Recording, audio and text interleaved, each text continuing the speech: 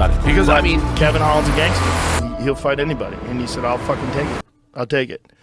The way he punches. Holland sits him down, and Mark Smith is going to call it. One and done on the knockout for the Trailblazer. And that is what he has been doing all night. He's been waiting, finding his moment, and capitalizing on the counter. Wow. Kevin Holland had an outstanding 2020 with 5 victories in as many fights, setting the record for most wins in a calendar year in the UFC. Since then, unfortunately, he has fallen down the pecking order, from a rising contender to a mid-tier gatekeeper who's the perfect launching pad for rising stars. The question is he still a relevant stakeholder in the UFC welterweight and middleweight divisions? Or was he simply a one-season wonder?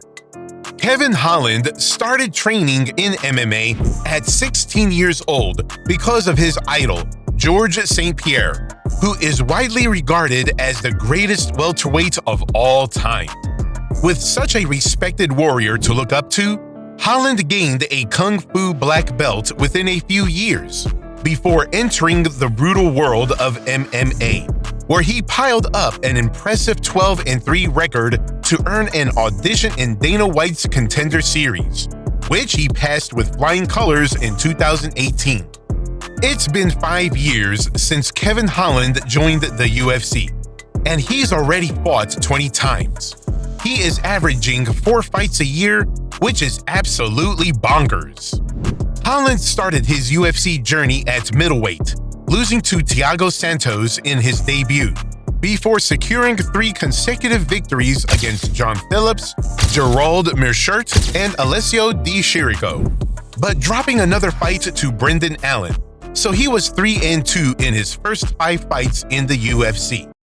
Then came 2020, which has so far been the highlight of the Trailblazers' roller coaster UFC career. Holland's year started with a spectacular knockout of Anthony Hernandez in under 40 seconds, courtesy of a knee strike that was followed by thunderous follow-up punches. A month later, Holland battled Darren Stewart in a razor-close battle. Holland and Stewart were both eager to secure a knockout or potentially earn the Fight of the Night bonus, as they exchanged punches in several intense moments during the opening round.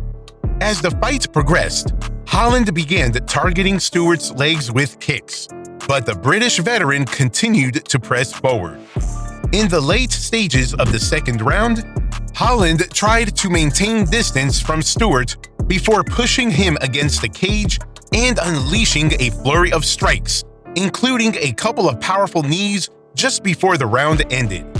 Stewart remained competitive, attempting takedowns and maintaining a relentless pace. Eventually, he succeeded in taking the fight to the ground and unleashed a barrage of punches and elbows on Holland, aiming to either secure a finish or win the fight by decision. After 3 rounds of war, Holland won by a razor-close split decision. Holland continued to march on with another victory against Charlie Ontiveros a month after his win over Stewart. Holland dominated the ground game, with his second takedown of the night sealing the deal. After Ontiveros briefly regained his footing, Holland swiftly grabbed him and forcibly slammed him back to the canvas and finished him with a TKO. A couple of months later, Holland caught the biggest fish of his career up until that point in the shape of Jacare Souza. The flamboyant Holland kicked off the bout with sheer aggression, but the Brazilian Jiu-Jitsu black belt quickly took him down. Holland was getting dominated until he found the leverage to execute a combination off his back that sent the Brazilian legend into the shadow realm. Referee Mark Smith quickly jumped in at 1 minute and 45 seconds of the first round, stopping the fight as Souza slumped over, unconscious, making Holland's 5th and most important victory of 2020. Following a successful 2021, Holland turned into one of the most recognizable names in the UFC welterweight and middleweight divisions, and he even became one of Dana White's favorite fighters because of his willingness to throw down anytime and anywhere. But while his alpha attitude earned him a massive fan base, it also led to his downfall, since he ran into a couple of unfavorable matchups and fell down the pecking order. As good as Holland's 2020 was, 2021 was a year to forget for the Trailblazer, as he got dominated by Derek Brunson and Marvin Vettori in his first couple of UFC main events. The first one was a full camp fight, but the one against the Italian was a short-notice call-up that badly backfired. Before his 5-round battles at Brunson and Vettori, Holland was very highly rated, with some even going as far as saying that he was a future champion. But after the fight, everyone quickly found out that the American didn't have the wrestling defense to survive at the highest level. After back-to-back losses, Holland received a golden chance to pull things back against Kyle Dacos, but an accidental clash of heads deemed the fight a no contest. Since then, it has been an up-and-down ride for Holland. In 2022, Holland fought 4 times, winning his first 2 fights against Alex Oliveira and Tim Means, but losing to Stephen Thompson and Khamzat Chimaev. In 2023, Holland fought thrice, with victories against Santiago Ponzinibbio and Michael Chiesa, while a razor-close decision loss at the hands of rising welterweight contender Jack Della Maddalena. The next time Holland steps inside the octagon, he'll battle promotional newcomer Michael Venom Page, a fighter nobody wanted to fight. Yet the Batman of the UFC came to the promotion's rescue. On paper, it's a mouth-watering matchup between 2 flashy and flamboyant strikers. But every time Holland has found himself battling a step up in competition, he has struggled to cope with it. Holland is an excellent fighter who mostly dominates bottom as well as mid-tier fighters. But against higher-level competition, he shows signs of weaknesses. He is a gatekeeper and a journeyman at best until he proves otherwise.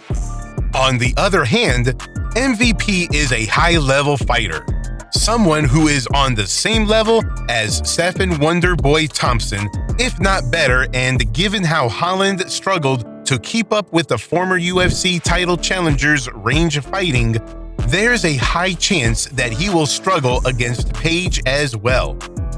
The thing is, Holland is really good, but he's not high level, and at 31 years old, he doesn't have a lot of time to make improvements and get to the top of the food chain. That being said, he's still a very relevant fighter in the UFC welterweight and middleweight divisions. The reason why he's relevant is because he is a fan favorite, has an electric style, and can take care of most guys outside of the rankings. He can even clean the clocks of fighters ranked between 10 and 15. But most importantly, he is the UFC's go-to fighter when they need someone to step in on short notice and save a scheduled fight. He is the hero the UFC needs, but one they don't deserve. But win or lose, Kevin Holland will stay on the UFC roster for as long as he desires, because Dana knows how to reward the loyal ones. That's it from our side, but we'd love to hear your thoughts on whether Kevin Holland is still relevant or not. Share your thoughts, predictions, and opinions in the comment section below. Don't forget to give us a thumbs up, subscribe to our channel, and ring that notification bell to stay in the loop on all things combat sports. Stay tuned, fight fans.